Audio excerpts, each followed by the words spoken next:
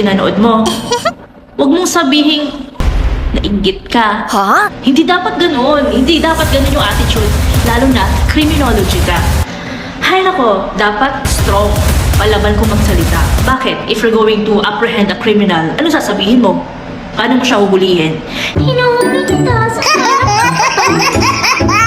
Please, tigil-tigilan niyo yung paggawa ng mga videos para painggitin yung mga criminal students. Okay? Pati kami. Hindi kami naiingit dyan. Hindi yan bagay sa criminology department. Di ba sabi ko dapat strong, dapat matapang. Patay niyo nga tong video na to at nakakainis. Bibibit o bakit kaya magbibit? Hindi naman yung kailangan. Off niyo na. Okay na? Naka-off na? Good. Hello? Uwi ka na?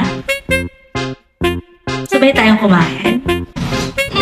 Parang gusto kong kumain ng burger sa cafe. Thank you, love. See you. Wala pala.